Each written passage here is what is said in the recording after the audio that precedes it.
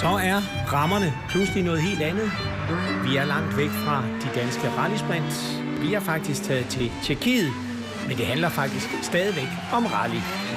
Det er nemlig sådan, at DASUs rally-talentprojekt, de har brugt en uge af sommerferien i år på at være en tur i Tjekkiet for at deltage i Bohemian Rally. 2 kører har været med. Det er Simon Valentin Hansen og Simon Larsen. De er begge med i et forløb, hvor de blandt andet bliver uddannet som rallykører af den berømte nordmand John Haugland. Og vi var altså med dem en tur til Rally Bohemian. Ja, målet i år har jo været, at vi har fra starten af haft 6 kørende i talentprojektet. Og så vil vi begynde at frasortere efterhånden. Nogle har selv meldt fra, og nogle vil gerne have været blevet her. Nu er vi så nede på 2 personer, som er Simon Larsen og Simon Valentin. Simon Larsen kører på 3. år, og Simon Valentin har kun kørt her i 4 måneder. Og målet er, at vi sidste år skal have udskillet, sådan så der kun er en tilbage. Jamen, talentprojektet i sig selv går ud på mange ting, og lære alle mulige ting. Planlægge et rødt løb, køre store løb. Vi får en masse ting også fra derhjemme i Danmark af og DASU, ikke? Og vi får noget sponsorpleje, ikke? Og vi får nogle penge til at kan køre. Og så synes jeg, at vi får en masse god fysisk træning, og vi får en masse god noterfaring. Og alle sådan nogle ting, som unge rallykører ikke rigtig ved noget om. Det får vi en masse erfaring af, som de gamle de kan give os videre. Simon Valentin Hansen har normalt sin lillebror som co-driver, men til det her løb har DASU valgt at erstatte ham med rutineret Ole Frederiksen. Jeg kunne måske hjælpe Simon Valentin til at få lidt ro i bilen, og så han kan koncentrere sig om det, det drejer sig om for ham, nemlig at give gas ud på prøverne. Jamen, han er jo god til at skrive noter, han er god til at forklare, hvordan der var ledes. Og så er han jo en fantastisk fyr at være sammen med. Altså.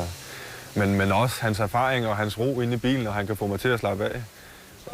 Det har været rigtig godt. Og normalt er jeg meget nervøs og meget spændt, når vi har kørt til prøverne, og sidder faktisk næsten og ryster. Men han har ligesom kunne holde det niveau nede, og så jeg har været mindre nervøs og mindre spændt. Så han har fundet roen i mig, og det har været fantastisk første gang, vi har kørt sammen. Og det spillede bare for første meter, så det var fandme godt. Vi ser på mange ting. Vi ser på ikke kun på køretingene, på køreteknikken. Vi ser også på anden kører og deres forberedelser og deres attitude og deres temperament og deres psyke og så videre. Så vi har mange ting, vi kigger på. Simon Larsen, som sagt, kører på 3. år, og ham har vi selvfølgelig måske lidt større forventninger til, end vi har til Simon Valentin, fordi Valentin har kun været i projektet i 4 måneder.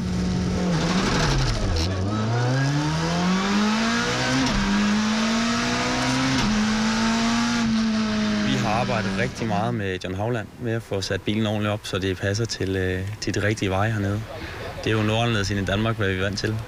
Det hopper og drejer og bomber lidt mere hernede. Norge har haft mange kører på topplan i de seneste år, mens i Danmark, der har vi reelt egentlig kun haft Henrik Lundgaard. Hvad gør vi forkert i Danmark? Vel, dere har jo, for at sige på en anden måde, dere har jo haft veldig mye gode banekjørere.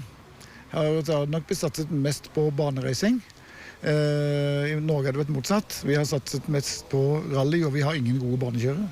Så det er situationen. Når man ser på dem, der har været verdensmestre igennem tiderne, så er det nogen, han har haft med at gøre. Og så var det måske meget passende, at vi hyrede ham, så vi kan få et andet syn på tingene end lige det danske. Det er grundlæggende kjøreteknikk og setup.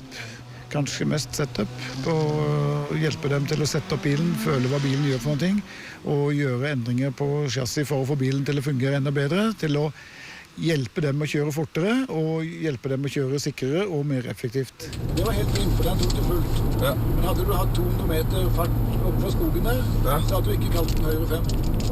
Okay. Er du med? Ja. Højre i højre 2 plus væk. Han er en gammel rutineret rotte, som har været en af verdens bedste kører for mange år siden. Og når han snakker, jamen, så skal man lytte efter, hvad han siger, fordi han ved mange ting om rally. Indstilling i undervognen, der har han lært os ekstremt meget. Det er helt enormt, hvad han har lært os. Alle små detaljer, det er kommet med. Det er klart, at han har givet mig en hel del input, og jeg har lyttet og lært alt, hvad jeg kan. Og jeg skal bare hjem og prøve og justere og træne alt, hvad jeg kan.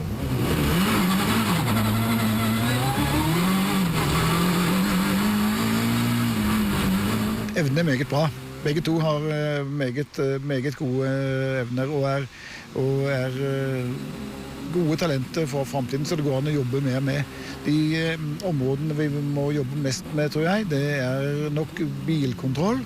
At de må få mer øvelse og bli bedre til å kjøre på løst underlag og når det er glatt. De er veldig gode på godt feste på asfalt. Det er naturlig, de har kjørt på asfalt hele tiden. Så det går nok bra, men vi må jobbe mer med løst underlag. Vi skal altså finde ud af noget grusundervisning til dem også, og hvordan det lige kommer til at foregå, det bliver Hauglans problem, han har sagt. Det bliver hans opgave. Så er løbet i gang, men det blev desværre meget kort. En tjekkisk topkørers co-driver blev desværre dræbt i Bohemian Rally. Det skete på 3. prøve, og det betød, at løbet blev stoppet og aldrig genoptaget. Alligevel Simon Valentin Hansen og Simon Larsen hjem. En oplevelse og mange erfaringer rigere. Vi skulle helt klart gerne kunne leve af at køre rally. Det er målet.